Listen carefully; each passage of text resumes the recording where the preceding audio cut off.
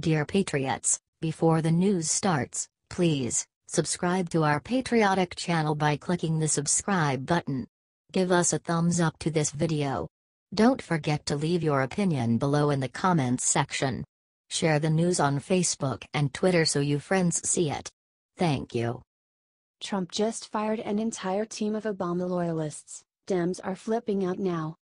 When Republican political outsider Donald Trump entered the White House to begin serving as America's 45th president, the federal government was filled with left-wing Barack Obama loyalists at nearly every level. Despite Trump's best efforts to eradicate this problem, the state of the FBI and the Department of Justice proves that President Donald Trump still has a great deal of work to do. Donald got started once again in ridding the government of Obama loyalists by firing all 16 members of the Presidential Advisory Council on HIV/AIDS. Obama's allies were, of course, angry that Trump would dare to push more of Obama's people out of government. Wrote HIV/AIDS activist Scott Soetz on his Twitter account, remaining #HIV/AIDS council members booted by @RealDonaldTrump. No respect for their service. Dangerous that #Trump and company, Pence especially, are eliminating few remaining people willing to push back against harmful policies, like abstinence-only sex ed. #We object #Pasha6 #resist. Left-wing gay rights and HIV/AIDS awareness group Truevolution CEO Gabriel Maldonaldo at least had enough common sense to see why the council got shut down. Said Gabriel about Trump and his White House, like any administration, they want their own people there. Many of us were Obama appointees. I was an Obama appointee and my term was continuing until 2018. He then added, grumpily, it is common for appointees to be terminated and for folks to kind of want their own people in. I think where the discrepancy comes in is why a year later, number 1. 2, many of us, our terms were over earlier this year and we were sworn back in, and 3 were stayed on nearly 4 months after an executive order was signed continuing the council. Are you glad Trump finally fired these Obama allies?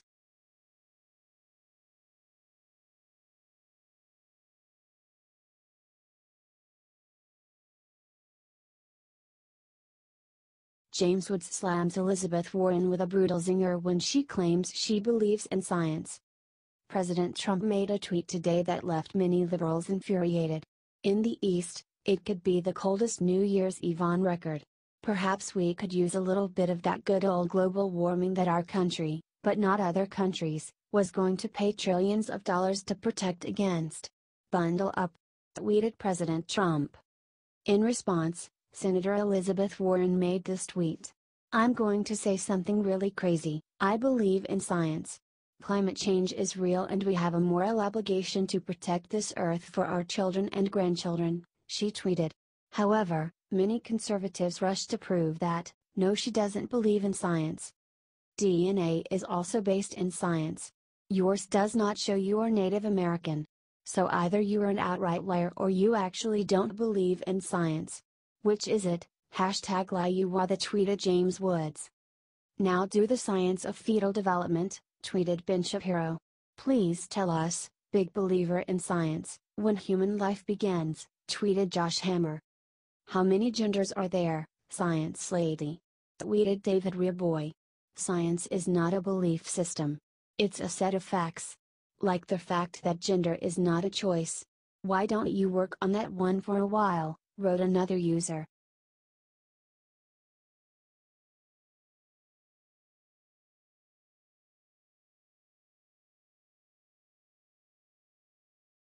Al Franken vows to continue being the champion of women even though he's resigning. Al Franken is officially resigning on January 2. During the Alabama election with Roy Moore, Democrats urged Al Franken to resign as an attempt to have the moral high ground over Republicans when it comes to sexual harassment. As soon as Roy Moore lost, Democrats started to complain that Franken's resignation was unfair and some even suggested he unresign. Franken gave his first speech since announcing his resignation. I may be leaving the Senate but I'm not giving up my voice. Working on behalf of the people of Minnesota has been the honor of my life and I could not have done this without the help of my family, friends, and supporters. "Thank you," said Franken. During his resignation speech, he called himself a champion of women despite what happened. "You know, an important part of the conversation we have been having the last few months has been about how men abuse their power and privilege to hurt women. I am proud that during my time in the Senate, I have used my power to be a champion of women," he said.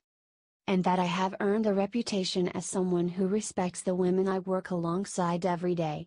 I know there is a different picture of me painted over the last few weeks, but I know who I really am," said Franken. "Serving in the United States Senate has been the great honor of my life. I know in my heart that nothing I have done as a senator, nothing has brought dishonor on this institution. I am confident that the Ethics Committee would agree," said Franken.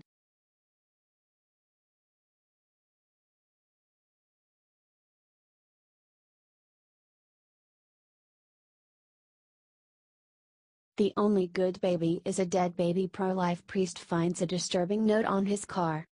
A pro-life Catholic priest, Father Benedict Crowell, visited the University of Virginia where his car was vandalized by a disturbing letter.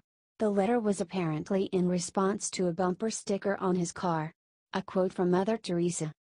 "Abortion, it is poverty to decide that a child must die so that you may live as you wish," says the bumper sticker, leaving one disturbed person to leave a note that said the only good baby is a dead baby. "Your mother should have aborted you." Crowell made a Facebook post about the incident when he offered his prayers towards the individual. "When I was at UVA recently just before Christmas with a couple of vocation candidates, we came back to our car and checked at the disturbing note we found on the windshield," he wrote. Apparently they were upset at the words of Mother Teresa on our bumper sticker. "Let's storm heaven with prayers for this person.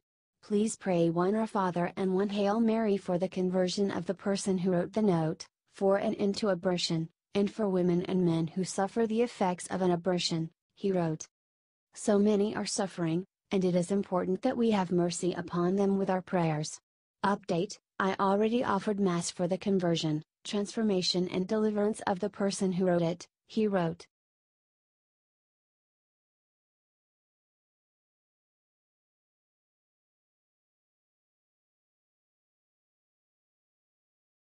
Not all heroes wear capes. Watch man scream at Disney's animatronic Trump in protest.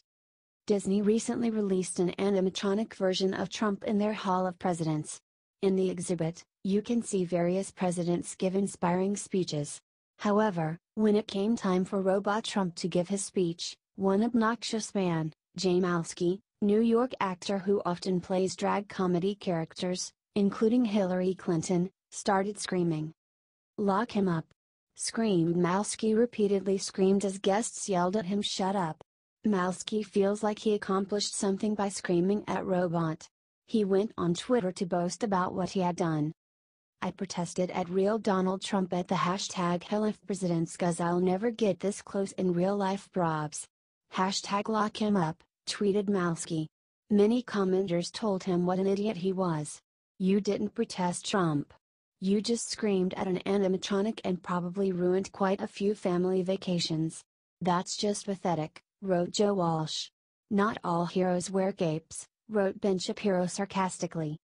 Malski responded to Walsh on Twitter, "I wish you were as upset about the thousands of children being taken from their parents because of Trump's racist immigration policies, or the hundreds of trans people murdered each year, or the negative impacts of the tax bill on poor Americans as you are about me ruining someone's vacay," he wrote. "They just blame Trump for everything."